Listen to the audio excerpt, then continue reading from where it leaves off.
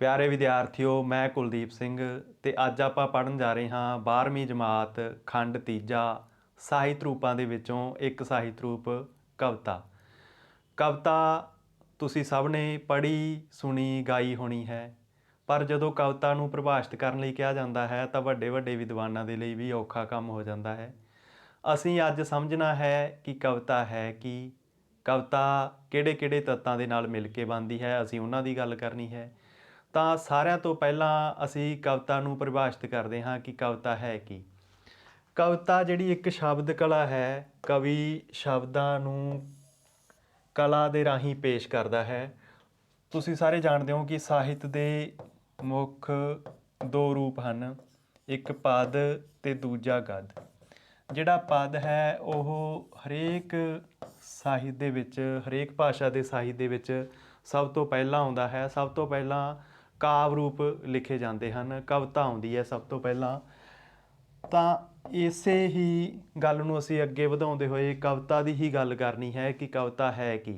ਕਵਿਤਾ ਇੱਕ ਸ਼ਬਦ ਕਲਾ ਹੈ ਅਤੇ ਜਿਸ ਵਿੱਚ ਜਿਹੜੇ ਮਨੁੱਖੀ ਅਨੁਭਵ ਹੈ ਉਹਨਾਂ ਨੂੰ ਪ੍ਰਤੀਬਿੰਬਿਤ ਕੀਤਾ ਜਾਂਦਾ ਹੈ। ਮਨੁੱਖ ਦੇ ਜੋ ਅਨੁਭਵ ਹੁੰਦੇ ਹਨ ਉਹਨਾਂ ਨੂੰ ਹੀ ਪ੍ਰਤੀਬਿੰਬਿਤ ਕੀਤਾ ਜਾਂਦਾ ਹੈ ਕਵਿਤਾ ਦੇ ਦੁਆਰਾ। ਉਹ ਕਿਵੇਂ ਕੀਤਾ ਜਾਂਦਾ ਹੈ? ਮਨੁੱਖੀ ਜਿਹੜੇ ਜਜ਼ਬੇ ਹੁੰਦੇ ਹਨ, ਖਿਆਲ ਹੁੰਦੇ ਹਨ, ਲੈ ਤਾਲ, ਕਲਪਨਾ ਦਾ ਸੁੰਦਰ ਸੁਮੇਲ, ਇਹਨਾਂ ਦੇ ਰਾਹੀਂ ਜਿਹੜੇ ਭਾਵ ਪੇਸ਼ ਕੀਤੇ ਜਾਂਦੇ ਹਨ ਉਹਨਾਂ ਨੂੰ ਹੀ ਕਵਿਤਾ ਕਿਹਾ ਜਾਂਦਾ ਹੈ। ਤਾਂ ਇਹ ਤਾਂ ਹੋਈ ਕਵਿਤਾ ਦੀ ਗੱਲ ਕਿ ਮਨੁੱਖ ਦੇ ਜੋ ਜਜ਼ਬੇ ਹੁੰਦੇ ਹਨ, ਭਾਵ ਹੁੰਦੇ ਹਨ, ਜੋ ਖਿਆਲ ਹੁੰਦੇ ਹਨ ਅਤੇ ਉਹਨਾਂ ਨੂੰ ਕਲਪਨਾ ਦੇ ਨਾਲ ਸੁੰਦਰ ਰੂਪ ਤੋਂ ਸੁਮੇਲਿਤ ਕਰਕੇ ਜਦੋਂ ਪੇਸ਼ ਕੀਤਾ ਜਾਂਦਾ ਹੈ ਤਾਂ ਉਸ ਨੂੰ ਕਵਿਤਾ ਕਿਹਾ ਜਾਂਦਾ ਹੈ। ਹੁਣ ਅਸੀਂ ਕੁਝ ਵਿਦਵਾਨਾਂ ਦੀਆਂ ਪਰਿਭਾਸ਼ਾਵਾਂ ਲੈਂਦੇ ਹਨ ਤਾਂ ਉਹਨਾਂ 'ਚੋਂ ਸਾਰਿਆਂ ਤੋਂ ਪਹਿਲੀ ਜਿਹੜੀ ਪਰਿਭਾਸ਼ਾ ਹੈ ਉਹ ਪ੍ਰੋਫੈਸਰ ਪੂਰਨ ਸਿੰਘ ਦੀ ਹੈ। ਉਹ ਪਿਆਰ ਵਿੱਚ ਮੋਏ ਬੰਦਿਆਂ ਦੇ ਮਿੱਠੇ ਵਚਨ ਹੈ ਉਹਨਾਂ ਨੂੰ ਕਵਿਤਾ ਕਹਿੰਦੇ ਹਨ ਅਤੇ ਕਵਿਤਾ ਨੂੰ ਉਹ ਰੂਹਾਂ ਦੀ ਬੋਲੀ ਕਹਿੰਦੇ ਹਨ। ਜੋ ਭਾਵ ਹੁੰਦੇ ਹਨ ਅਤੇ ਉਹਨਾਂ ਭਾਵਾਂ ਨੂੰ ਜਦੋਂ ਰੂਹਾਂ ਦੀ ਬੋਲੀ ਦੇ ਵਿੱਚ ਪੇਸ਼ ਕੀਤਾ ਜਾਂਦਾ ਹੈ ਤਾਂ ਉਸ ਨੂੰ ਪ੍ਰੋਫੈਸਰ ਪੂਰਨ ਸਿੰਘ ਹੈ ਜਿਹੜੇ ਕਵਿਤਾ ਕਹਿੰਦੇ ਹਨ। ਇਸੇ ਤਰੀਕੇ ਨਾਲ ਕਾਰਲਾਈਲ ਨਾਮ ਦੇ ਵਿਚਾਰਕ ਕਵਿਤਾ ਨੂੰ ਇੱਕ ਗਾਉਂਦਾ ਜਜ਼ਬਾ ਕਹਿੰਦੇ ਹਨ ਅਤੇ ਜਿਹੜੇ ਮੈਥਿਊ ਅਰਨਾਲਡ ਹਨ ਉਹ ਕਵਿਤਾ ਨੂੰ ਜੀਵਨ ਦੀ ਪੜਚੋਲ ਕਹਿੰਦੇ ਹਨ। ਪੜਚੋਲ ਤੋਂ ਭਾਵ ਆਲੋਚਨਾ ਤੋਂ ਹੈ ਕਿ ਜੀਵਨ ਦੀ ਫੇਰ ਤੋਂ ਜਿਹੜੀ ਆਲੋਚਨਾ ਕੀਤੀ ਜਾਂਦੀ ਹੈ ਉਸ ਨੂੰ ਉਹ ਕਵਿਤਾ ਕਹਿੰਦੇ ਹਨ। ਜੀਵਨ ਦੀ ਜੋ ਆਲੋਚਨਾ, ਜੀਵਨ ਦੀ ਪੜਚੋਲ ਕੀਤੀ ਜਾਂਦੀ ਹੈ, ਜੀਵਨ ਦੇ ਗੁਣ ਔਗੁਣ ਉਹਨਾਂ ਨੂੰ ਜਦੋਂ ਪੜਚੋਲਿਆ ਜਾਂਦਾ ਹੈ ਤਾਂ ਉਸ ਨੂੰ ਜਿਹੜੇ ਮੈਥਿਊ ਆਰਨਾਲਡ ਨਾਮ ਦੇ ਵਿਚਾਰਕ ਹਨ ਉਹ ਕਵਿਤਾ ਕਹਿੰਦੇ ਹਨ। ਇਹ ਸੀ ਕੁਝ ਵਿਦਵਾਨਾਂ ਦੀਆਂ ਪਰਿਭਾਸ਼ਾਵਾਂ ਜਿਨ੍ਹਾਂ ਨੇ ਇਹਨਾਂ ਨੂੰ ਪਰਿਭਾਸ਼ਿਤ ਕੀਤਾ। ਅਤੇ ਜੋ ਮਨੁੱਖੀ ਜਜ਼ਬੇ ਹੁੰਦੇ ਹਨ, ਮਨੁੱਖੀ ਖਿਆਲ ਹੁੰਦੇ ਹਨ, ਮਨੁੱਖੀ ਜਿਹੜੇ ਵੇਗ ਹੁੰਦੇ ਹਨ, ਜਦੋਂ ਉਹ ਬੇਰੋਕ ਹੋ ਜਾਂਦੇ ਹਨ, ਜਦੋਂ ਕੋਈ ਵੀ ਭਾਵਨਾ ਹੁੰਦੀ ਹੈ ਮਨੁੱਖ ਦੇ ਮਨ ਦੇ ਵਿੱਚ ਉਹ ਉਛਾਲਾ ਖਾ ਜਾਂਦੀ ਹੈ ਅਤੇ ਉਸ ਨੂੰ ਰੋਕਿਆ ਜਾ ਸਕਦਾ ਤਾਂ ਉਹ ਕਵਿਤਾ ਰੂਪ ਦੇ ਵਿੱਚ ਪੇਸ਼ ਹੋ ਜਾਂਦੇ ਹਨ। ਹੁਣ ਅਸੀਂ ਗੱਲ ਕਰਾਂਗੇ ਕਵਿਤਾ ਦੇ ਤੱਤਾਂ ਦੀ ਕਿ ਕਵਿਤਾ ਕਿਹਨਾਂ ਤੱਤਾਂ ਦੇ ਨਾਲ ਮਿਲ ਕੇ ਬਣਦੀ ਹੈ। ਸਭ ਤੋਂ ਪਹਿਲਾਂ ਉਸ ਦੇ ਵਿੱਚ ਆ ਜਾਂਦੀ ਹੈ ਕਾਵਿ ਭਾਸ਼ਾ, ਦੂਜਾ ਪ੍ਰਤੀਕ, ਤੀਜਾ ਬਿੰਬ ਅਤੇ ਬਿੰਬਾਵਲੀ, ਚੌਥਾ ਛੰਦ, ਪੰਜਵਾਂ ਅਲੰਕਾਰ, ਛੇਵਾਂ ਕਲਪਨਾ, ਸੱਤਵਾਂ ਭਾਵ, ਅੱਠਵਾਂ ਵਿਚਾਰ ਅਤੇ ਨੌਵਾਂ ਰਸ। ਇਹਨਾਂ 9 ਤੱਤਾਂ ਨੂੰ ਮਿਲਾ ਕੇ ਕਵਿਤਾ ਹੈ ਜਿਹੜੀ ਉਹ ਪਰਿਪੂਰਨ ਹੁੰਦੀ ਹੈ। ਅਤੇ ਹੁਣ ਅਸੀਂ ਇੱਕ ਇੱਕ ਕਰਕੇ ਇਹਨਾਂ ਦੀ ਗੱਲ ਕਰਦੇ ਹਾਂ ਕਿ ਇਹ ਤੱਤ ਕਵਿਤਾ ਦੇ ਵਿੱਚ ਆਪਣਾ ਕਾਰਜ ਕਿਵੇਂ ਕਰਦੇ ਹਨ। ਤਾਂ ਸਭ ਤੋਂ ਪਹਿਲਾਂ ਅਸੀਂ ਗੱਲ ਕਰਦੇ ਹਾਂ ਕਾਵਿ ਭਾਸ਼ਾ ਦੀ। ਜਿਹੜੇ ਵਿਚਾਰ ਹੈ ਉਹ ਭਾਸ਼ਾ ਦੇ ਰਾਹੀਂ ਪੇਸ਼ ਕੀਤੇ ਜਾਂਦੇ ਹੈ ਅਤੇ ਪਰ ਅਸੀਂ ਇੱਥੇ ਲਿਖਿਆ ਹੈ ਕਾਵਿ ਭਾਸ਼ਾ। ਭਾਸ਼ਾ ਅਤੇ ਕਾਵਿ ਭਾਸ਼ਾ। ਭਾਸ਼ਾ ਜਿਹੜੀ ਆਮ ਲੋਕ ਬੋਲਦੇ ਹਨ ਅਤੇ ਕਾਵਿ ਭਾਸ਼ਾ ਹੈ ਜਿਹੜੀ ਉਹ ਕਵੀ ਦੀ ਭਾਸ਼ਾ ਹੈ, ਯਾਨੀ ਕਿ ਆਮ ਲੋਕਾਂ ਦੁਆਰਾ ਜਿਹੜੇ ਵਿਚਾਰ ਪੇਸ਼ ਕੀਤੇ ਜਾਂਦੇ ਹਨ ਉਸ ਤੋਂ ਉਲਟ, ਉਸ ਤੋਂ ਵੱਖਰੇ ਕਵੀ ਆਪਣੀ ਜਿਹੜੇ ਵਿਚਾਰ ਹੈ ਉਸ ਨੂੰ ਵੱਖ ਭਾਸ਼ਾ ਦੇ ਵਿੱਚ ਪੇਸ਼ ਕਰਦਾ ਹੈ ਤਾਂ ਹੀ ਲੋਕ ਉਸ ਨੂੰ ਪੜ੍ਹਦੇ ਸੁਣਦੇ ਹਨ। ਉਸ ਦੇ ਕਥਨ ਕਰਨ ਦਾ ਜਿਹੜਾ ਢੰਗ ਹੈ ਉਹ ਲੋਕਾਂ ਤੋਂ, ਆਮ ਲੋਕਾਂ ਤੋਂ ਵੱਖਰਾ ਹੁੰਦਾ ਹੈ, ਉਸ ਨੂੰ ਹੀ ਕਾਵਿ ਭਾਸ਼ਾ ਕਿਹਾ ਜਾਂਦਾ ਹੈ। ਕਵੀ ਬੋਲਚਾਲ ਦੀ ਭਾਸ਼ਾ ਨੂੰ ਵਿਉਂਤਬੱਧ ਕਰਕੇ ਕਵਿਤਾ ਦੀ ਸਿਰਜਣਾ ਕਰਦਾ ਹੈ। ਆਮ ਬੋਲਚਾਲ ਦੀ ਜਿਹੜੀ ਭਾਸ਼ਾ ਹੁੰਦੀ ਹੈ ਉਸ ਨੂੰ ਨਾ ਵਰਤਦਾ ਹੋਇਆ ਉਸ ਨੂੰ ਇੱਕ ਵਿਸ਼ੇਸ਼ ਤਰ੍ਹਾਂ ਦੇ ਨਾਲ ਵਿਉਂਤਦਾ ਹੈ, ਉਸ ਦੀ ਤਿਆਰੀ ਕਰਦਾ ਹੈ, ਉਸ ਨੂੰ ਉਸ ਦੇ ਰਾਹੀਂ ਉਹ ਕਵਿਤਾ ਦੀ ਸਿਰਜਣਾ ਕਰਦਾ ਹੈ, ਕਵਿਤਾ ਨੂੰ ਰਚਦਾ ਹੈ। ਕਵੀ ਦੀ ਭਾਸ਼ਾ ਦੇ ਵਿੱਚ ਕੋਮਲਤਾ ਹੋਣੀ ਚਾਹੀਦੀ ਹੈ। ਅਰਥ ਸ਼ਕਤੀ ਭਾਵ ਉਸ ਨੇ ਜਿਹੜੀ ਗੱਲ ਕਹੀ ਹੈ ਉਹ ਅਰਥਵਾਨ ਹੋਣੀ ਚਾਹੀਦੀ ਹੈ, ਉਹ ਕਈ ਤਰ੍ਹਾਂ ਦੇ ਨਾਲ ਆਪਣੇ ਅਰਥ ਸੰਚਾਰਿਤ ਕਰਦੀ ਹੋਵੇ ਅਤੇ ਉਸ ਦੇ ਵਿੱਚ ਅਲੌਕਿਕ ਸੁੰਦਰਤਾ ਹੋਣੀ ਚਾਹੀਦੀ ਹੈ। ਇਹ ਗੁਣ ਕਾਵਿ ਭਾਸ਼ਾ ਦੇ ਹੁੰਦੇ ਹਨ। ਕਵਿਤਾ ਵਿੱਚ ਸ਼ਬਦਾਂ ਦੀ ਚੋਣ ਹੈ ਜਿਹੜੀ ਉਹ ਵਿਸ਼ੇ ਨੂੰ ਸਪਸ਼ਟ ਕਰਨ ਵਾਲੀ ਹੋਣੀ ਚਾਹੀਦੀ ਹੈ। ਸ਼ਬਦ ਇਹੋ ਜਿਹੇ ਨਹੀਂ ਹੋਣੇ ਚਾਹੀਦੇ ਜਿਹੜੇ ਕਵੀ ਪੇਸ਼ ਕਰ ਰਿਹਾ ਹੈ ਵਿਚਾਰ, ਉਹਨਾਂ ਦੇ ਵਿੱਚ ਰੋਕ ਨਹੀਂ ਪੈਦਾ ਹੋਣੀ ਚਾਹੀਦੀ। ਜੋ ਉਸਨੇ ਵਿਚਾਰ ਪੇਸ਼ ਕਰਨਾ ਹੈ ਉਸ ਨੂੰ ਸਪਸ਼ਟ ਕਰਨ ਵਾਲੇ ਸ਼ਬਦ ਉਹ ਹੋਣੇ ਚਾਹੀਦੇ ਹਨ। ਇਸ ਤੋਂ ਛੁੱਟ ਕਵਿਤਾ ਦੀ ਭਾਸ਼ਾ ਦਾ ਸਹਿਜ ਸੁਭਾਵਿਕ ਹੋਣਾ ਇੱਕ ਹੋਰ ਗੁਣ ਹੈ। ਕਵੀ ਦੀ ਭਾਸ਼ਾ ਹੈ ਜਿਹੜੀ ਉਹ ਸਹਿਜ ਸੁਭਾਵਿਕ ਹੋਣੀ ਚਾਹੀਦੀ ਹੈ, ਭਾਵ ਉਸ ਨੂੰ ਕੋਈ ਵਿਸ਼ੇਸ਼ ਯਤਨ ਕਰਕੇ ਇਹੋ ਜਿਹੇ ਸ਼ਬਦ ਉਸ ਦੇ ਵਿੱਚ ਨਹੀਂ ਲਿਖਣੇ ਚਾਹੀਦੇ ਜੋ ਉਸ ਦੇ ਨਾਲ ਪ੍ਰਸੰਗ ਨਾ ਰੱਖਦੇ ਹੋਣ, ਜੋ ਉਸ ਨਾਲ ਮੇਲ ਨਾ ਖਾਂਦੇ ਹੋਣ। ਭਾਸ਼ਾਈ ਸ਼ਬਦਾਂ ਦੀ ਜੜਤ ਲੋਕ ਪੱਧਰੀ ਭਾਸ਼ਾ ਦੇ ਅਨੁਕੂਲ ਹੋਣੀ ਚਾਹੀਦੀ ਹੈ, ਕਿਉਂਕਿ ਕਵੀ ਹੈ ਜਿਹੜਾ ਉਹ ਆਮ ਲੋਕਾਂ ਦੇ ਲਈ ਲਿਖਦਾ ਹੈ। ਉਸ ਨੇ ਜਿਹੜਾ ਸੰਦੇਸ਼ ਦੇਣਾ ਹੁੰਦਾ ਹੈ ਉਹ ਆਮ ਲੋਕਾਂ ਲਈ ਹੁੰਦਾ ਹੈ ਅਤੇ ਉਸ ਦੀ ਜਿਹੜੀ ਭਾਸ਼ਾ ਹੈ ਉਹ ਆਮ ਲੋਕਾਂ ਦੇ ਪੱਧਰ ਦੀ ਹੋਣੀ ਚਾਹੀਦੀ ਹੈ। ਉਸ ਦੀ ਸ਼ਬਦਾਵਲੀ ਇੰਨੀ ਔਖੀ ਨਹੀਂ ਹੋਣੀ ਚਾਹੀਦੀ ਕਿ ਆਮ ਲੋਕਾਂ ਨੂੰ ਉਸ ਦੀ ਸਮਝ ਨਾ ਆਵੇ। ਉਹ ਲੋਕ ਪੱਧਰ ਦੇ ਅਨੁਕੂਲ ਹੋਣੀ ਚਾਹੀਦੀ ਹੈ, ਤਾਂ ਹੀ ਉਸ ਦਾ ਜਿਹੜਾ ਅਰਥ ਸੰਚਾਰ ਹੋਵੇਗਾ। ਉਹ ਜਿਹੜਾ ਸੰਦੇਸ਼ ਦੇਣਾ ਚਾਹੁੰਦਾ ਹੈ, ਜੋ ਆਪਣਾ ਮੈਸੇਜ ਦੇਣਾ ਚਾਹੁੰਦਾ ਹੈ, ਉਹ ਫੇਰ ਹੀ ਲੋਕਾਂ ਤੱਕ ਪਹੁੰਚੂਗਾ ਜੇ ਉਸ ਦੀ ਜਿਹੜੀ ਸ਼ਬਦਾਵਲੀ ਹੈ ਉਹ ਲੋਕਾਂ ਦੇ ਪੱਧਰ ਦੀ ਹੋਊਗੀ, ਭਾਵ ਸਧਾਰਨ ਹੋਊਗੀ, ਲੋਕ ਪੱਧਰੀ ਹੋਊਗੀ। ਤਾਂ ਕਵੀ ਨੂੰ ਆਪਣਾ ਸੰਦੇਸ਼, ਆਪਣਾ ਮੈਸੇਜ ਰੱਖਣ ਦੇ ਲਈ ਇਹੋ ਜਿਹੀ ਸ਼ਬਦਾਵਲੀ ਵਰਤਣੀ ਜ਼ਰੂਰੀ ਹੈ ਜੋ ਆਮ ਲੋਕਾਂ ਦੇ ਪੱਧਰ ਦੀ ਹੋਵੇ। ਔਖੀ ਭਾਰੀ ਸ਼ਬਦਾਵਲੀ ਤੋਂ ਉਸ ਨੂੰ ਬਚਣਾ ਚਾਹੀਦਾ ਹੈ। ਇਹ ਤਾਂ ਸੀ ਜੀ ਗੱਲ ਕਾਵਿ ਭਾਸ਼ਾ ਦੀ ਕਿ ਕਾਵਿ ਭਾਸ਼ਾ ਕਿਹੋ ਜਿਹੀ ਹੋਣੀ ਚਾਹੀਦੀ ਹੈ। ਪਹਿਲੀ ਗੱਲ ਤਾਂ ਇਹ ਹੈ ਇਸ ਦੇ ਵਿੱਚ ਕਿ ਕਾਵਿ ਭਾਸ਼ਾ ਹੈ ਜਿਹੜੀ ਉਹ ਆਮ ਭਾਸ਼ਾ ਤੋਂ ਵੱਖਰੀ ਹੁੰਦੀ ਹੈ। ਕਵੀ ਦਾ ਜਿਹੜਾ ਕਥਨ ਕਰਨ ਦਾ ਤਰੀਕਾ ਹੁੰਦਾ ਹੈ ਉਹ ਵੱਖਰਾ ਹੁੰਦਾ ਹੈ, ਫਿਰ ਹੀ ਉਹ ਲੋਕਾਂ ਨੂੰ ਪ੍ਰਭਾਵਿਤ ਕਰ ਪਾਉਂਦਾ ਹੈ। ਕਵੀ ਸਿੱਧੀ ਗੱਲ ਨਾ ਕਹਿ ਕੇ ਉਸ ਨੂੰ ਵਿਸ਼ੇਸ਼ ਵਕਰੋਕਤੀ ਰਾਹੀਂ ਕਹਿੰਦਾ ਹੈ, ਟੇਢੇ ਢੰਗ ਨਾਲ ਕਹਿੰਦਾ ਹੈ, ਉਸ ਨੂੰ ਸਵਾਦ ਲਈ ਬਣਾ ਕੇ ਪੇਸ਼ ਕਰਦਾ ਹੈ। ਆਮ ਲੋਕਾਂ ਵਾਂਗੂ ਉਹ ਕਥਨ ਨਹੀਂ ਕਰਦਾ, ਫਿਰ ਹੀ ਉਸ ਤੋਂ ਲੋਕ ਪ੍ਰਭਾਵਿਤ ਹੁੰਦੇ ਹਨ। ਅਤੇ ਦੂਜਾ, ਉਸ ਦੀ ਜਿਹੜੀ ਕਾਵਿ ਭਾਸ਼ਾ ਹੈ ਉਸ ਦੇ ਵਿੱਚ ਕੁਝ ਗੁਣ ਹੋਣੇ ਚਾਹੀਦੇ ਹਨ। ਉਹ ਸੁਭਾਵਿਕ ਹੋਣੀ ਚਾਹੀਦੀ ਹੈ, ਸਰਲ ਹੋਣੀ ਚਾਹੀਦੀ ਹੈ, ਲੋਕਾਂ ਦੇ ਪੱਧਰ ਦੀ ਹੋਣੀ ਚਾਹੀਦੀ ਹੈ, ਫਿਰ ਹੀ ਉਸ ਦਾ ਅਰਥ ਸੰਚਾਰ ਹੋਊਗਾ। ਅਰਥ ਸੰਚਾਰ ਤੋਂ ਭਾਵ ਇਹ ਹੈ ਕਿ ਜੋ ਉਸਨੇ ਸੰਦੇਸ਼ ਲੋਕਾਂ ਤੱਕ ਪਹੁੰਚਾਉਣਾ ਹੈ ਉਹ ਫਿਰ ਹੀ ਪਹੁੰਚੂਗਾ ਜੇ ਉਸਦੀ ਸ਼ਬਦਾਵਲੀ ਲੋਕਾਂ ਦੇ ਪੱਧਰ ਦੀ ਹੋਊਗੀ ਤਾਂ। ਹੁਣ ਅਸੀਂ ਗੱਲ ਕਰਦੇ ਹਾਂ ਪ੍ਰਤੀਕਾਂ ਦੀ। ਇਹ ਕਵਿਤਾ ਦਾ ਦੂਜਾ ਤੱਤ ਹੈ। ਪ੍ਰਤੀਕ ਕਵਿਤਾ ਦੇ ਮਹੱਤਵਪੂਰਨ ਤੱਤ ਹਨ ਅਤੇ ਕਈ ਸ਼ਬਦ ਪ੍ਰਤੀਕ ਦੇ ਰੂਪ ਵਿੱਚ ਅਣਕਹੇ ਅਤੇ ਅਣਵੇਖੇ ਵਿਸ਼ੇ ਦੀ ਪ੍ਰਤੀਨਿਧਤਾ ਕਰਦੇ ਹਨ। ਕਵੀ ਆਪਣੀ ਗੱਲ ਨੂੰ ਸਿੱਧਾ ਨਾ ਕਹਿ ਕੇ ਕਿਸੇ ਦੇ ਮਾਧਿਅਮ ਦੇ ਰਾਹੀਂ ਕਹਿੰਦਾ ਹੈ, ਕਿਸੇ ਨੂੰ ਚਿੰਨ੍ਹ ਬਣਾ ਕੇ, ਪ੍ਰਤੀਕ ਬਣਾ ਕੇ ਪੇਸ਼ ਕਰਦਾ ਹੈ। ਉਹ ਕਿਵੇਂ ਕਰਦਾ ਹੈ, ਪਹਿਲਾਂ ਅਸੀਂ ਇੱਕ ਉਦਾਹਰਣ ਲੈ ਲੈਂਦੇ ਹਾਂ, ਫਿਰ ਇਸ ਦੀ ਗੱਲ ਕਰਾਂਗੇ। ਮੋਹਨ ਸਿੰਘ ਦੀ ਜਿਵੇਂ ਕਵਿਤਾ ਹੈ ਅਤੇ ਉਸ ਦੇ ਵਿੱਚੋਂ ਇੱਕ ਉਦਾਹਰਨ ਹੈ ਇਹ, ਦੋ ਟੋਟਿਆਂ ਵਿੱਚ ਭੌਂ ਟੁੱਟੀ, ਇੱਕ ਮਹਿਲਾਂ ਦਾ ਇੱਕ ਢੋਕਾਂ ਦਾ। ਕਿ ਧਰਤੀ ਹੈ ਜਿਹੜੀ ਉਹ ਦੋ ਟੋਟਿਆਂ ਦੇ ਵਿੱਚ ਵੰਡੀ ਗਈ, ਇੱਕ ਮਹਿਲਾਂ ਦਾ ਇੱਕ ਢੋਕਾਂ ਦਾ। ਇੱਥੇ ਦੋ ਸ਼ਬਦ ਆਏ ਹਨ, ਇੱਕ ਮਹਿਲਾਂ ਦਾ ਇੱਕ ਢੋਕਾਂ ਦਾ। ਇੱਥੇ ਹੁਣ ਕਵੀ ਨੇ ਆਪਣੀ ਗੱਲ ਨੂੰ ਸਿੱਧਾ ਨਾ ਕਹਿ ਕੇ ਪ੍ਰਤੀਕ ਰੂਪ ਵਰਤੇ ਹਨ ਕਿ ਜਿਹੜੀ ਧਰਤੀ ਹੈ ਇਹ ਦੋ ਟੋਟਿਆਂ ਦੇ ਵਿੱਚ ਵੰਡੀ ਗਈ। ਧਰਤੀ ਟੁੱਟਣ ਤੋਂ ਮਤਲਬ ਇਹ ਨਹੀਂ ਹੈ ਕਿ ਧਰਤੀ ਦੇ ਦੋ ਟੋਟੇ ਹੋ ਗਏ ਹਨ। ਇੱਥੇ ਦੋ ਵਰਗ ਦਿਖਾਏ ਹਨ, ਕਿਹੜੇ? ਇੱਕ ਮਹਿਲਾਂ ਦਾ। ਮਹਿਲਾਂ ਨੂੰ ਅਮੀਰੀ ਦੇ ਪ੍ਰਤੀਕ ਦੇ ਰੂਪ ਦੇ ਵਿੱਚ ਵਰਤਿਆ ਹੈ ਕਵੀ ਨੇ। ਅਤੇ ਦੂਜਾ ਸ਼ਬਦ ਵਰਤਿਆ ਹੈ, ਦੂਜਾ ਵਰਗ ਹੈ ਜਿਹੜਾ ਉਹ ਢੋਕਾਂ ਦਾ, ਭਾਵ ਝੁੱਗੀ ਝੋਪੜੀਆਂ ਦਾ, ਭਾਵ ਗਰੀਬੀ ਦਾ ਪ੍ਰਤੀਕ। ਤਾਂ ਇੱਥੇ ਮਹਿਲਾਂ ਸ਼ਬਦ ਆਇਆ ਜਿਹੜਾ ਉਹ ਅਮੀਰੀ ਦੇ ਪ੍ਰਤੀਕ ਦੇ ਵਿੱਚੋਂ, ਅਤੇ ਜਿਹੜਾ ਢੋਕਾਂ ਸ਼ਬਦ ਆਇਆ ਉਹ ਝੁੱਗੀ ਝੋਪੜੀਆਂ ਦੇ ਰੂਪ ਦੇ ਵਿੱਚ ਉਹ ਆਇਆ ਹੈ ਗਰੀਬੀ ਦੇ ਪ੍ਰਤੀਕ ਦੇ ਵਜੋਂ। ਇਹ ਚਿੰਨ੍ਹ ਹਨ। ਇਹ ਸ਼ਬਦ ਜਿਹੜੇ ਇੱਥੇ ਵਰਤੇ ਗਏ ਹਨ ਇਹ ਜਿਹੜੀ ਚੀਜ਼ ਇੱਥੇ ਪੇਸ਼ ਕੀਤੀ ਜਾ ਰਹੀ ਹੈ ਉਸ ਲਈ ਨਹੀਂ ਆਏ, ਇਹ ਅਣਵਿਖਦੇ ਨੂੰ, ਅਣਕਹੇ ਨੂੰ ਪੇਸ਼ ਕਰ ਰਹੇ ਹਨ, ਜਿਹੜੇ ਕਿ ਸ਼ਬਦ ਹਨ ਅਮੀਰੀ ਅਤੇ ਗਰੀਬੀ। ਦੋ ਧੜਿਆਂ ਵਿੱਚ ਖਲਕਤ ਵੰਡੀ। ਖਲਕਤ ਹੁੰਦਾ ਹੈ ਸੰਸਾਰ, ਲੁਕਾਈ, ਕਿ ਦੋ ਵਰਗਾਂ ਦੇ ਵਿੱਚ ਇਹ ਸੰਸਾਰ ਹੈ ਜਿਹੜਾ ਲੁਕਾਈ ਹੈ, ਦੁਨੀਆ ਹੈ, ਇਹ ਵੰਡੀ ਗਈ। ਇੱਕ ਲੋਕਾਂ ਦਾ, ਇੱਕ ਜੋਕਾਂ ਦਾ। ਇੱਕ ਤਾਂ ਆਮ ਲੋਕ ਹਨ ਜੋ ਮਿਹਨਤ ਮਜ਼ਦੂਰੀ ਕਰਦੇ ਹਨ, ਅਤੇ ਇੱਕ ਸ਼ਬਦ ਇੱਥੇ ਫੇਰ ਕਵੀ ਨੇ ਪ੍ਰਤੀਕ ਰੂਪ ਦੇ ਵਿੱਚ ਵਰਤਿਆ ਹੈ, ਜੋਕ। ਜੋਕ ਹੈ ਜਿਹੜਾ, ਇਹ ਜਿਹੜਾ ਜਾਨਵਰ ਹੁੰਦਾ ਹੈ ਇਹ ਅਗਰ ਵਿਗਿਆਨ ਦੀ ਭਾਸ਼ਾ ਦੇ ਵਿੱਚ ਅਸੀਂ ਇਸ ਨੂੰ ਕਹੀਏ ਤਾਂ ਇਹ ਪਰਜੀਵੀ ਹੁੰਦਾ ਹੈ, ਭਾਵ ਆਪਣਾ ਭੋਜਨ ਆਪ ਨਹੀਂ ਕਰਦਾ, ਇਹ ਦੂਜੇ ਜਾਨਵਰਾਂ ਦਾ ਖੂਨ ਚੂਸਦਾ ਹੈ। ਤਾਂ ਇੱਥੇ ਜੋਕਾਂ ਕਿਹਨੂੰ ਕਿਹਾ ਗਿਆ ਹੈ? ਉਹਨਾਂ ਲੋਕਾਂ ਨੂੰ ਕਿਹਾ ਗਿਆ ਹੈ ਜੋਕਾਂ ਜੋ ਮਿਹਨਤ ਮਜ਼ਦੂਰੀ ਕਰਨ ਵਾਲਿਆਂ ਦਾ ਹੱਕ ਖਾਂਦੇ ਹਨ, ਜੋ ਸ਼ੋਸ਼ਣ ਕਰਦੇ ਹਨ ਲੋਕਾਂ ਦਾ, ਭਾਵ ਆਪ ਉਹ ਮਿਹਨਤ ਨਹੀਂ ਕਰਦੇ, ਲੋਕਾਂ ਦਾ ਹੱਕ ਖਾਂਦੇ ਹਨ। ਉਹਨਾਂ ਨੂੰ ਕਵੀ ਨੇ ਜੋਕਾਂ ਦੇ ਰੂਪ ਦੇ ਵਿੱਚ ਇੱਥੇ ਚਿੰਨ੍ਹ ਦੇ ਰੂਪ ਦੇ ਵਿੱਚ ਵਰਤਿਆ ਹੈ ਕਿ ਇਹ ਦੁਨੀਆ ਹੈ ਜਿਹੜੀ ਇਹ ਦੋ ਵਰਗਾਂ ਦੇ ਵਿੱਚ, ਦੋ ਧੜਿਆਂ ਦੇ ਵਿੱਚ ਵੰਡੀ ਗਈ। ਇੱਕ ਆਮ ਲੋਕ ਹਨ ਜੋ ਆਪਣੀ ਮਿਹਨਤ ਮਜ਼ਦੂਰੀ ਕਰਕੇ ਖਾਂਦੇ ਹਨ, ਤੇ ਇੱਕ ਉਹ ਲੋਕ ਹਨ ਜੋ ਮਿਹਨਤ ਮਜ਼ਦੂਰੀ ਕਰਨ ਵਾਲਿਆਂ ਦੇ ਸਿਰ ਤੇ ਪਲਦੇ ਹਨ, ਉਹ ਆਪ ਕੁਛ ਨਹੀਂ ਕਰਦੇ। ਇੱਥੇ ਉਹਨਾਂ ਲੋਕਾਂ ਨੂੰ ਸਿੱਧਾ ਨਾ ਕਹਿ ਕੇ ਕਵੀ ਨੇ ਜੋਕ ਜਿਹੜਾ ਜਾਨਵਰ ਹੈ ਉਸ ਨੂੰ ਪ੍ਰਤੀਕ ਰੂਪ ਦੇ ਵਿੱਚ ਵਰਤਿਆ ਹੈ।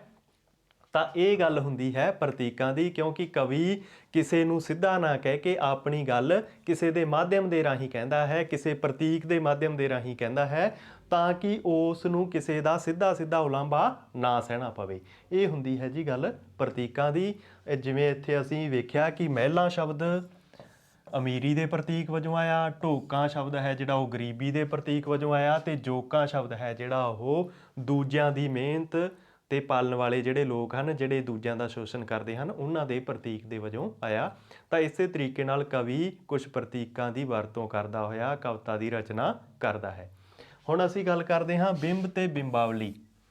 ਬਿੰਬ ਤੇ ਬਿੰਬਾਵਲੀ ਕਵਿਤਾ ਦੇ ਮਹੱਤਵਪੂਰਨ ਤੱਤ ਹਨ। ਜਿਵੇਂ ਇੱਕ ਚਿੱਤਰਕਾਰ ਰੰਗਾਂ ਦੇ ਰਾਹੀਂ, ਬੁਰਸ਼ ਦੇ ਰਾਹੀਂ ਚਿੱਤਰ ਬਣਾਉਂਦਾ ਹੈ, ਤਾਂ ਕਵੀ ਹੈ ਜਿਹੜਾ ਉਹ ਸ਼ਬਦਾਂ ਦੇ ਰਾਹੀਂ ਚਿੱਤਰ ਸਿਰਜਦਾ ਹੈ। ਕਵੀ ਆਪਣੀ ਗੱਲ ਨੂੰ ਇਹੋ ਜਿਹੇ ਸ਼ਬਦਾਂ ਦੇ ਰਾਹੀਂ ਕਹਿੰਦਾ ਹੈ ਕਿ ਜਿਹੜਾ ਪਾਠਕ ਹੁੰਦਾ ਹੈ, ਸਰੋਤਾ ਹੁੰਦਾ ਹੈ, ਸੁਣਨ ਵਾਲਾ, ਉਸ ਦੇ ਮਨ ਦੇ ਵਿੱਚ ਸ਼ਬਦ ਚਿੱਤਰ ਬਣਦੇ ਜਾਂਦੇ ਹਨ, ਉਸ ਦੇ ਮਨ ਦੇ ਵਿੱਚ ਇੱਕ ਤਸਵੀਰ ਬਣਦੀ ਜਾਂਦੀ ਹੈ।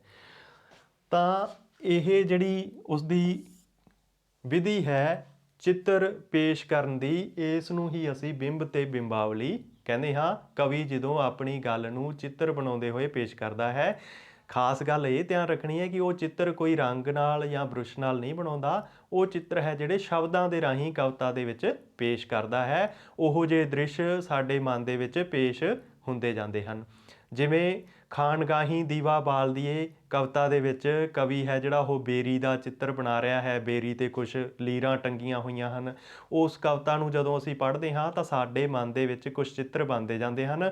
ਉਸੇ ਨੂੰ ਹੀ ਅਸੀਂ ਬਿੰਬ ਤੇ ਬਿੰਬਾਵਲੀ ਕਹਿੰਦੇ ਹਾਂ ਕਿ ਉਹ ਜਿਹੜੀ ਬੇਰੀ ਹੈ ਉਸ 'ਤੇ ਕੁਛ ਲੀਰਾਂ ਟੰਗੀਆਂ ਹੋਈਆਂ ਹਨ, ਉਸ ਦੇ ਮੁੱਢ ਦੇ ਵਿੱਚ ਕੁਛ ਪੱਥਰ ਪਏ ਹੋਏ ਹਨ।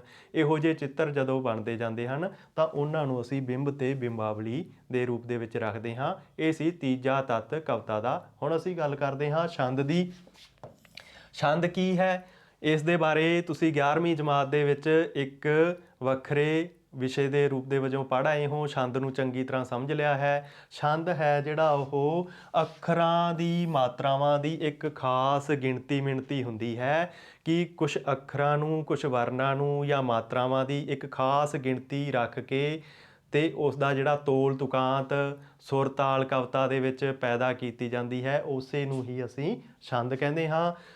ਇਸ ਦੇ ਨਾਂ ਬਾਰੇ ਵਿਸਥਾਰ ਰੂਪ ਦੇ ਵਿੱਚ ਪੜ੍ਹਨ ਲਈ ਤੁਸੀਂ 11ਵੀਂ ਜਮਾਤ ਦੇ ਵਿੱਚ ਜਾ ਕੇ ਛੰਦ ਵਾਲਾ ਜਿਹੜਾ ਵੀਡੀਓ ਹੈ ਉਹ ਦੇਖ ਸਕਦੇ ਹੋ। ਅਤੇ ਜਿਹੜੀ ਇਹ ਮੋਟੀ ਜੀ ਗੱਲ ਇਸ ਦੇ ਵਿੱਚ ਆਪਾਂ ਉਸ ਨੂੰ ਯਾਦ ਰੱਖਣ ਵਾਲੀ ਇਹ ਹੈ ਕਿ ਛੰਦ ਕੀ ਹੈ। ਛੰਦ ਇਹ ਹੈ ਕਿ ਅੱਖਰਾਂ, ਜਿਹਨੂੰ ਅਸੀਂ ਵਰਨ ਵੀ ਕਹਿੰਦੇ ਹਾਂ, ਅੱਖਰ ਜਾਂ ਵਰਨ, ਅਤੇ ਉਹਨਾਂ ਦੀ ਇੱਕ ਖਾਸ ਗਿਣਤੀ ਮਿਣਤੀ, ਮਾਤਰਾ ਦੀ ਖਾਸ ਗਿਣਤੀ ਮਿਣਤੀ ਰੱਖੀ ਜਾਂਦੀ ਹੈ। ਤੋਲ ਤੁਕਾਂਤ ਦਾ ਧਿਆਨ ਰੱਖਿਆ ਜਾਂਦਾ ਹੈ, ਉਹਦੇ ਵਿੱਚ ਵਿਚਾਰਾਂ ਨੂੰ ਪੇਸ਼ ਕੀਤਾ ਜਾਂਦਾ ਹੈ, ਤਾਂ ਉਸ ਨੂੰ ਅਸੀਂ ਕਹਿੰਦੇ ਹਾਂ ਛੰਦ।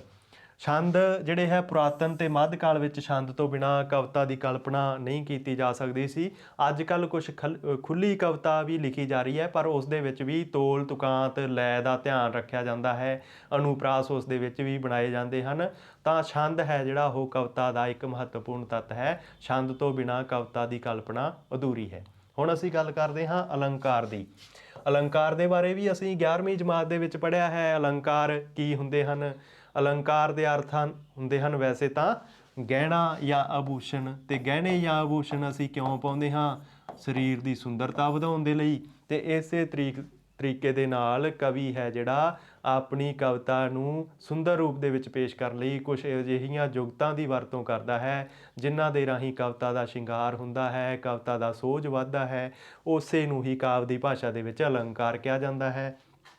ਕਵੀ ਕੁਛ ਸ਼ਬਦ ਅਤੇ ਅਰਥ ਅਜਿਹੇ ਵਰਤਦਾ ਹੈ ਕਿ ਉਹਦੇ ਵਿੱਚ ਧੁਨੀਆਂ, ਸੰਵਾਦਾਂ, ਵਰਨਾਂ ਅਤੇ ਮੁਹਾਵਰਿਆਂ ਦੀ ਵਰਤੋਂ ਨਾਲ ਕਾਵ ਸੂਝ ਪੈਦਾ ਹੁੰਦਾ ਹੈ, ਕਾਵ ਦੀ ਸੁੰਦਰਤਾ ਵੱਧਦੀ ਹੈ। ਉਸੇ ਨੂੰ ਅਸੀਂ ਅਲੰਕਾਰ ਕਹਿੰਦੇ ਹਾਂ। ਲੋੜ ਅਨੁਸਾਰ ਕਵਿਤਾ ਦੇ ਵਿੱਚ ਅਲੰਕਾਰ ਹੈ ਜਿਹੜੇ ਉਹ ਵਰਤ ਲਏ ਜਾਂਦੇ ਹਨ। ਜਿਵੇਂ ਸਾਡੇ ਕੋਲ ਉਦਾਹਰਨ ਹਨ, ਲੱਸੇ ਨੀ ਉਹਦਾ ਮੱਥਾ ਤਾਰਿਆਂ ਵਾਂਗੂ, ਲੱਸਣਾ ਚਮਕਣਾ, ਅਤੇ ਇੱਥੇ ਉਪਮਾ ਦਿੱਤੀ ਗਈ ਹੈ। ਅਲੰਕਾਰਾਂ ਦੇ ਬਾਰੇ ਤੁਸੀਂ ਜਿਹੜਾ ਹੈ ਉਹ ਵੀਡੀਓ ਦੇ ਵਿੱਚ ਜਾ ਕੇ ਚੰਗੇ ਤਰੀਕੇ ਦੇ ਨਾਲ ਸਮਝ ਸਕਦੇ ਹੋ ਕਿ ਇਹ ਉਪਮਾ ਅਲੰਕਾਰ ਕਿਵੇਂ ਬਣਿਆ ਹੈ। ਇਸ ਤੋਂ ਪਹਿਲਾਂ ਤੁਸੀਂ ਇਸ ਦੇ ਬਾਰੇ ਜਾਣਕਾਰੀ ਲੈ ਚੁੱਕੇ ਹੋ। ਬਿਰਹੋਂ ਦਾ ਇੱਕ ਖਰਲ ਬਲੌਰੀ, ਜ਼ਿੰਦਗੀ ਦਾ ਸਾਂ ਸੁਰਮਾ ਪੀਠਾ, ਇੱਥੇ ਰੂਪਕ ਅਲੰਕਾਰ ਦੱਸਿਆ ਗਿਆ ਹੈ। ਅਤੇ ਉਹ ਰੂਪਕ ਕਿਵੇਂ ਹੈ, ਕਿਉਂਕਿ ਬਿਰਹੋਂ ਹੈ ਜਿਹੜਾ ਉਹ ਵੀ ਜਿਹੜਾ ਬਿਰਹੋਂ ਦੇ ਵਿੱਚ ਜਿਹੜਾ ਭਿੱਜਿਆ ਹੋਇਆ ਮਨ ਹੁੰਦਾ ਹੈ, ਵਿਛੋੜਿਆ ਜਿਸ ਮਨ ਦੇ ਵਿੱਚ ਹੁੰਦਾ ਹੈ ਉਸ ਨੂੰ ਰਗੜਦਾ ਹੈ, ਅਤੇ ਖਰਲ ਹੈ ਜਿਹੜਾ ਉਹ ਸੁਰਮੇ ਨੂੰ ਰਗੜਦਾ ਹੈ। ਉਸ ਦੇ ਨਾਲ ਉਸ ਦਾ ਰੂਪਕ ਦਿੱਤਾ ਗਿਆ ਹੈ। ਇਸੇ ਤਰੀਕੇ ਨਾਲ ਫਿਰ ਰੂਪ, ਸਰੂਪ, ਅਨੂਪ ਦਿਸੇ, ਅਸੀਂ ਅਨੁਪਰਾਸ ਅਲੰਕਾਰ ਦੇ ਬਾਰੇ ਪੜ੍ਹਿਆ ਸੀ ਕਿ ਜਦੋਂ ਕੋਈ ਜਿਹੜਾ ਵਰਨ ਹੈ, ਕੋਈ ਸ਼ਬਦ ਹੈ, ਕੋਈ ਸ਼ਬਦਾਂਸ਼ ਹੈ ਬਾਰ-ਬਾਰ ਆਉਂਦਾ ਹੈ ਤਾਂ ਉਦੋਂ ਅਨੁਪਰਾਸ ਅਲੰਕਾਰ ਹੁੰਦਾ ਹੈ। ਜਿਵੇਂ ਐਸ ਜਿਹੜੇ ਆਹ ਤਿੰਨ ਸ਼ਬਦ ਹਨ, ਇਹਨਾਂ ਦੇ ਵਿੱਚ ਜਿਹੜਾ ਊਪ ਸ਼ਬਦ ਹੈ ਸ਼ਬਦਾਂਸ਼ ਦੇ ਰੂਪ ਦੇ ਵਿੱਚ ਬਾਰ-ਬਾਰ ਆ ਰਿਹਾ, ਰੂਪ, ਸਰੂਪ, ਅਨੂਪ, ਤਾਂ ਇਹ ਅਨੁਪਰਾਸ ਅਲੰਕਾਰ ਦਾ ਉਦਾਹਰਨ ਹੈ। ਤਾਂ ਇੱਥੇ ਝਲੀ ਝਲੀ ਆਉਣਾ ਸੀਗਾ, ਤਾਂ ਇਹ ਇੱਕ ਸ਼ਬਦ ਹੈ ਜਿਹੜਾ ਉਹ ਬਾਰ-ਬਾਰ ਆ ਰਿਹਾ ਹੈ। ਤਾਂ ਜਦੋਂ ਇੱਕ ਸ਼ਬਦ ਦੀ ਬਾਰ-ਬਾਰ ਆਵਰਤੀ ਹੁੰਦੀ ਹੈ ਤਾਂ ਉੱਥੇ ਵੀ ਅਨੁਪਰਾਸ ਅਲੰਕਾਰ ਹੁੰਦਾ ਹੈ। ਤਾਂ ਇਹ ਜਿਹੜੇ ਹਨ ਅਨੁਪਰਾਸ ਅਲੰਕਾਰ ਦੇ, ਰੂਪਕ ਅਲੰਕਾਰ ਦੇ ਅਤੇ ਉਪਮਾ ਅਲੰਕਾਰ ਦੇ ਉਦਾਹਰਨ ਹਨ। ਕਹਿਣ ਤੋਂ ਭਾਵ ਇਹ ਹੈ ਕਿ ਕਵੀ ਆਪਣੀ ਲੋੜ ਅਨੁਸਾਰ ਅਲੰਕਾਰਾਂ ਦੀ ਵਰਤੋਂ ਕਵਿਤਾ ਦੇ ਵਿੱਚ ਕਰ ਲੈਂਦਾ ਹੈ। ਹੁਣ ਅਸੀਂ ਗੱਲ ਕਰਦੇ ਹਾਂ ਕਲਪਨਾ ਦੀ। ਕਲਪਨਾ ਕਵਿਤਾ ਦਾ ਇੱਕ ਮਹੱਤਵਪੂਰਨ ਤੱਤ ਹੈ ਅਤੇ ਕਾਲਰੀਜ ਕਹਿੰਦਾ ਕਵਿਤਾ ਤਾਂ ਕਲਪਨਾ ਦੀ ਪੈਦਾਵਾਰ ਹੈ। ਭਾਵ ਕਵਿਤਾ ਦੀ ਜਿਹੜੀ ਰਚਨਾ ਹੁੰਦੀ ਹੈ ਉਹ ਕਲਪਨਾ ਦੇ ਨਾਲ ਹੀ ਹੁੰਦੀ ਹੈ। ਕਲਪਨਾ ਨਾ ਹੋਵੇ ਤਾਂ ਕਵਿਤਾ ਦੀ ਰਚਨਾ ਹੀ ਨਹੀਂ ਕੀਤੀ ਜਾ ਸਕਦੀ। ਕਲਪਨਾ ਨੂੰ ਰਚਨਾਤਮਕ ਸ਼ਕਤੀ ਮੰਨਿਆ ਜਾਂਦਾ ਹੈ। ਰਚਨਾਤਮਕ ਸ਼ਕਤੀ ਤੋਂ ਮਤਲਬ ਹੈ ਕਿ ਇਸ ਦੇ ਨਾਲ ਰਚਨਾ ਕਰਨ ਦੀ ਜਿਹੜੀ ਸ਼ਕਤੀ ਮਿਲਦੀ ਹੈ। ਦੁਨੀਆ ਦੇ ਵਿੱਚ ਕੋਈ ਵੀ ਰਚਨਾ ਹੁੰਦੀ ਹੈ ਤਾਂ ਉਸ ਤੋਂ ਪਹਿਲਾਂ ਉਸ ਦੀ ਕਲਪਨਾ ਕੀਤੀ ਜਾਂਦੀ ਹੈ। ਤੁਸੀਂ ਕਿਸੇ ਵੀ ਚੀਜ਼ ਦੇ ਬਾਰੇ ਸੋਚ ਕੇ ਦੇਖੋ, ਜਿਵੇਂ ਅਸੀਂ ਪੱਖੇ ਦੇ ਬਾਰੇ ਸੋਚ ਲਈਏ, ਪੱਖੇ ਦਾ ਅਵਿਸ਼ਕਾਰ ਕਰਨ ਤੋਂ ਪਹਿਲਾਂ, ਪੱਖੇ ਦੀ ਕਾਢ ਕੱਢਣ ਤੋਂ ਪਹਿਲਾਂ ਜਿਹੜਾ ਉਸ ਨੂੰ ਬਣਾਉਣ ਵਾਲਾ ਸੀਗਾ ਉਸਨੇ ਜ਼ਰੂਰ ਸੋਚਿਆ ਹੋਣਾ ਹੈ ਕਿ ਇਸ ਪ੍ਰਕਾਰ ਦਾ ਕੋਈ ਯੰਤਰ ਹੋਵੇ, ਮਸ਼ੀਨ ਹੋਵੇ ਜਿਹੜਾ ਇਸ ਤਰੀਕੇ ਨਾਲ ਘੁੰਮੇ, ਹਵਾ ਦੇਵੇ ਸਾਨੂੰ। ਇਸ ਪ੍ਰਕਾਰ ਦੀ ਉਸਦੇ ਦਿਮਾਗ ਦੇ ਵਿੱਚ ਕਲਪਨਾ ਜ਼ਰੂਰ ਆਈ ਹੋਣੀ ਹੈ, ਤਾਂ ਫਿਰ ਹੀ ਉਹ ਪੱਖੇ ਦੀ ਰਚਨਾ ਕਰ ਪਾਇਆ ਹੋਊਗਾ। ਇਸੇ ਤਰੀਕੇ ਨਾਲ ਅਸੀਂ ਇੱਥੇ ਇਹ ਸਿਧਾਂਤ ਹੈ ਜਿਹੜਾ ਲਾਗੂ ਕਰ ਸਕਦੇ ਹਾਂ ਕਿ ਜਦੋਂ ਕਲਪਨਾ ਨਹੀਂ ਹੋਊਗੀ ਤਾਂ ਰਚਨਾ ਵੀ ਨਹੀਂ ਹੋ ਸਕੂਗੀ। ਕਲਪਨਾ ਦੀ ਸ਼ਕਤੀ ਨਾਲ ਕਵੀ ਅਣਜਾਣੇ ਦ੍ਰਿਸ਼ਾਂ ਅਤੇ ਵਸਤੂਆਂ ਨੂੰ ਸਾਡੇ ਸਾਹਮਣੇ ਇਸ ਤਰ੍ਹਾਂ ਚਿੱਤਰਦਾ ਹੈ ਕਿ ਉਹ ਸੱਚਮੁੱਚ ਵੇਖੇ ਹੋਏ ਹੀ ਲੱਗਦੇ ਹਨ। ਕਿਹਾ ਜਾਂਦਾ ਹੈ ਨਾ ਕਿ ਜਿੱਥੇ ਨਾ ਪਹੁੰਚੇ ਰਵੀ ਉੱਥੇ ਪਹੁੰਚੇ ਕਵੀ, ਕਿ ਜਿੱਥੇ ਸੂਰਜ ਨਹੀਂ ਪਹੁੰਚਦਾ ਉੱਥੇ ਕਵੀ ਪਹੁੰਚ ਜਾਂਦੇ ਹਨ। ਉਹ ਕਿਵੇਂ ਪਹੁੰਚਦੇ ਹਨ? ਉਹ ਆਪਣੀ ਕਲਪਨਾ ਦੇ ਰਾਹੀਂ ਪਹੁੰਚਦੇ ਹਨ। ਜਿੱਥੇ ਜਿਹੜੀ ਥਾਂ ਅਸੀਂ ਨਹੀਂ ਵੇਖੀ ਹੁੰਦੀ ਉਹ ਵੀ ਸਾਨੂੰ ਵੇਖੀ ਹੋਈ ਲੱਗਦੀ ਹੈ। ਕਾਸ ਦੇ ਰਾਹੀਂ, ਕਲਪਨਾ ਦੇ ਰਾਹੀਂ ਕਵੀ ਆਪਣੀ ਕਲਪਨਾ ਦੇ ਨਾਲ ਸਾਨੂੰ ਉੱਥੇ ਪਹੁੰਚਾ ਦਿੰਦਾ ਹੈ। ਕਲਪਨਾ ਕਵੀ ਦੀ ਕਵਿਤਾ ਨੂੰ ਪ੍ਰੇਰਨਾ ਦੇਣ ਵਾਲੀ ਇੱਕ ਮਾਨਸਿਕ ਸ਼ਕਤੀ ਹੈ। ਕਵੀ ਜਿਹੜੀ ਰਚਨਾ ਕਰਦਾ ਹੈ ਕਵਿਤਾ ਦੀ, ਉਸ ਨੂੰ ਕਲਪਨਾ ਮਾਨਸਿਕ ਸ਼ਕਤੀ ਦਿੰਦੀ ਹੈ। ਇਹ ਸੀ ਜੀ ਗੱਲ ਕਲਪਨਾ ਦੀ। ਅਤੇ ਹੁਣ ਗੱਲ ਕਰਦੇ ਹਾਂ ਆਪਾਂ ਭਾਵ ਦੀ। ਸਾਡੇ ਮਨ ਦੇ ਵਿੱਚ ਕੁਝ ਭਾਵ ਹੁੰਦੇ ਹਨ ਅਤੇ ਉਹ ਭਾਵ ਜਾਂ ਜਜ਼ਬੇ ਹੁੰਦੇ ਹਨ ਜਿਹੜੇ ਉਹ ਕਵਿਤਾ ਦੀ ਰਚਨਾ ਦੇ ਵਿੱਚ ਮਹੱਤਵਪੂਰਨ ਰੋਲ ਅਦਾ ਕਰਦੇ ਹਨ। ਸਾਡੇ ਮਨ ਦੇ ਵਿੱਚ ਜੋ ਭਾਵ ਆਉਂਦੇ ਹਨ ਉਹ ਭਾਵ ਹੀ ਫੇਰ ਫੁੱਟ ਕੇ ਪੂਰੇ ਤਰੀਕੇ ਦੇ ਨਾਲ ਪ੍ਰਫੁੱਲਿਤ ਹੋ ਕੇ ਕਵਿਤਾ ਰੂਪ ਦੇ ਵਿੱਚ ਪੇਸ਼ ਹੁੰਦੇ ਹਨ। ਜਜ਼ਬਿਆਂ ਦੇ ਤਿੱਖੇ ਵਹਿਣ ਵਿੱਚੋਂ ਹੀ ਕਵਿਤਾ ਜਨਮ ਲੈਂਦੀ ਹੈ। ਸਾਡੇ ਮਨ ਦੇ ਵਿੱਚ ਜੋ ਜਜ਼ਬੇ ਹੁੰਦੇ ਹਨ, ਜੋ ਭਾਵ ਹੁੰਦੇ ਹਨ, ਉਹਨਾਂ ਦੇ ਵਿੱਚੋਂ ਹੀ ਕਵਿਤਾ ਦਾ ਜਨਮ ਹੁੰਦਾ ਹੈ। ਮਨੁੱਖ ਦੇ ਦਿਲ ਵਿੱਚ ਵੱਖ-ਵੱਖ ਕਿਸਮ ਦੇ ਭਾਵ ਹੁੰਦੇ ਹਨ। ਜਿਵੇਂ ਸਾਡੇ ਮਨ ਦੇ ਵਿੱਚ ਪਿਆਰ ਵੀ ਹੈ, ਸਾਡੇ ਮਨ ਦੇ ਵਿੱਚ ਤਰਸ ਹੈ, ਡਰ ਹੈ, ਖੁਸ਼ੀ ਹੈ। ਇਹ ਜਦੋਂ ਜਾਗਰਤ ਹੋ ਜਾਂਦੇ ਹਨ ਤਾਂ ਜਿਹੜੀ ਆਪਣੀ ਅਵਸਥਾ ਦੇ ਰੂਪ ਦੇ ਵਿੱਚ ਇਹ ਪੇਸ਼ ਹੋ ਜਾਂਦੇ ਹਨ, ਉਸੇ ਪ੍ਰਕਾਰ ਦੇ ਭਾਵ ਦੇ ਅਧੀਨ ਕਵਿਤਾ ਦੀ ਜਿਹੜੀ ਰਚਨਾ ਹੈ ਉਹ ਹੋ ਜਾਂਦੀ ਹੈ। ਇਹਨਾਂ ਨੂੰ ਸ਼ਬਦਾਂ ਦੇ ਰਾਹੀਂ ਜੋੜਦਾ ਹੋਇਆ ਕਵੀ ਇਸ ਤਰੀਕੇ ਨਾਲ ਪੇਸ਼ ਕਰਦਾ ਹੈ ਕਿ ਉਹ ਭਾਵ ਕਵਿਤਾ ਰੂਪ ਦੇ ਵਿੱਚ ਪੇਸ਼ ਹੋ ਜਾਂਦੇ ਹਨ। ਅਗਲਾ ਤੱਤ ਹੈ ਵਿਚਾਰ। ਕਵੀ ਦੇ ਮਨ ਦੇ ਵਿੱਚ ਇੱਕ ਵਿਚਾਰ ਹੁੰਦਾ ਹੈ ਕਿ ਮੈਂ ਇਸ ਦੇ ਬਾਰੇ ਕਵਿਤਾ ਲਿਖਣੀ ਹੈ, ਆਪਣਾ ਆਹ ਵਿਚਾਰ ਕਵਿਤਾ ਦੇ ਵਿੱਚ ਪੇਸ਼ ਕਰਨਾ ਹੈ। ਉਸੇ ਵਿਚਾਰ ਨੂੰ ਹੀ ਉਹ ਆਪਣੇ ਅਨੁਭਵ ਦੇ ਨਾਲ ਕਵਿਤਾ ਦੇ ਵਿੱਚ ਪੇਸ਼ ਕਰਦਾ ਹੈ। ਜੇ ਵਿਚਾਰ ਜਿਹੜਾ ਹੈ ਉਹ ਅਨੁਭਵ ਤੋਂ ਰਹਿਤ ਹੋਵੇ ਤਾਂ ਕਵਿਤਾ ਹੈ ਜਿਹੜੀ ਉਹ ਸਾਰਥਕ ਨਹੀਂ ਹੋ ਸਕਦੀ। ਕਵਿਤਾ ਵਿੱਚ ਜੋ ਵੀ ਵਿਸ਼ੇ ਦੀ ਸ਼ਕਲ ਵਿੱਚ ਪੇਸ਼ ਹੁੰਦਾ ਹੈ, ਭਾਵ ਜੋ ਉਸ ਦਾ ਵਿਸ਼ਾ ਵਸਤੂ ਹੁੰਦਾ ਹੈ, ਜਿਸ ਦੇ ਬਾਰੇ ਉਹ ਕਵਿਤਾ ਲਿਖੀ ਗਈ ਹੁੰਦੀ ਹੈ, ਉਸੇ ਨੂੰ ਹੀ ਕਵਿਤਾ ਦਾ ਵਿਚਾਰ ਕਿਹਾ ਜਾਂਦਾ ਹੈ, ਵਿਸ਼ਾ ਵਸਤੂ ਕਿਹਾ ਜਾਂਦਾ ਹੈ। ਵਿਚਾਰ ਤੇ ਅਨੁਭਵ ਹੀ ਸਾਨੂੰ ਟੁੰਬਦੇ, ਪ੍ਰੇਰਦੇ ਤੇ ਸਾਡੇ ਆਲੇ ਦੁਆਲੇ ਦੇ ਪ੍ਰਤੀ ਚੇਤੰਨ ਕਰਦੇ ਹਨ। ਭਾਵ ਜਿਹੋ ਜਿਹੇ ਵਿਚਾਰ ਕਵਿਤਾ ਦੇ ਵਿੱਚ ਪੇਸ਼ ਕੀਤੇ ਜਾਂਦੇ ਹਨ ਉਹ ਸਾਨੂੰ ਸਾਡੇ ਆਲੇ ਦੁਆਲੇ ਦੇ ਪ੍ਰਤੀ, ਸਾਡੇ ਚੁਗਿਰਦੇ ਦੇ ਪ੍ਰਤੀ ਸਾਨੂੰ ਜਾਗਰਿਤ ਕਰਦੇ ਹਨ। ਵਿਚਾਰ ਤੋਂ ਭਾਵ ਇੱਥੇ ਸਿਰਫ ਅਸੀਂ ਇਹ ਜਾਣ ਲਈਏ ਕਿ ਕਵਿਤਾ ਦਾ ਜੋ ਵਿਸ਼ਾ ਵਸਤੂ ਹੁੰਦਾ ਹੈ ਉਹੀ ਵਿਚਾਰ ਹੁੰਦਾ ਹੈ। ਕਵੀ ਜਿਸ ਦੇ ਬਾਰੇ ਵਿਚਾਰ ਪੇਸ਼ ਕਰਦਾ ਹੈ ਉਹੀ ਵਿਸ਼ਾ ਵਸਤੂ ਹੈ ਅਤੇ ਇਹ ਵਿਸ਼ਾ ਵਸਤੂ ਹੀ ਸਾਨੂੰ ਸਾਡੇ ਆਲੇ ਦੁਆਲੇ ਦੇ ਪ੍ਰਤੀ ਚੇਤੰਨ ਕਰਦੀ ਹੈ, ਸਾਨੂੰ ਪ੍ਰੇਰਿਤ ਕਰਦੀ ਹੈ। ਅਤੇ ਆਖਰੀ ਤੱਤ ਹੈ ਰਸ। ਕਵਿਤਾ ਦੇ ਵਿੱਚ ਰਸ ਇੱਕ ਹੋਰ ਜ਼ਰੂਰੀ ਤੱਤ ਹੈ। ਜਦੋਂ ਸਾਡੇ ਭਾਵ ਹੁੰਦੇ ਹੈ ਜਿਹੜੇ ਉਹ ਪ੍ਰਬਲ ਅਤੇ ਪ੍ਰਪੱਕ ਹੋ ਜਾਂਦੇ ਹਨ ਤਾਂ ਰਸ ਬਣ ਜਾਂਦੇ ਹਨ।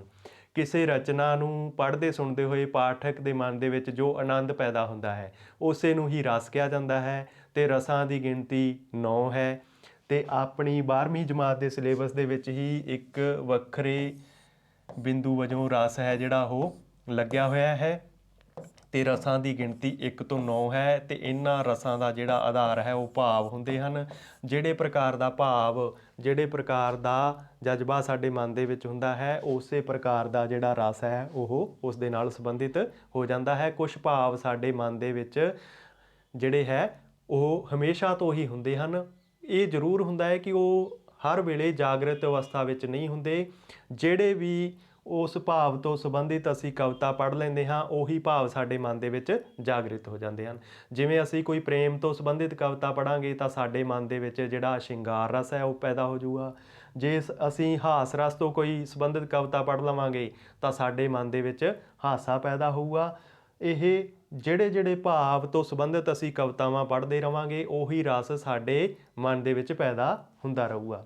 ਕਵਿਤਾ ਵਿੱਚ ਇਹਨਾਂ ਜਜ਼ਬਿਆਂ ਨੂੰ ਉਤੇਜਿਤ ਕਰਦੀ ਹੈ ਅਤੇ ਅਸੀਂ ਹਾਸ ਰਸ ਕਵਿਤਾ ਨਾਲ ਹੱਸਦੇ ਅਤੇ ਕਰੁਣਾਮਈ ਕਵਿਤਾ ਦੇ ਨਾਲ ਦੁਖੀ ਹੁੰਦੇ ਹਾਂ।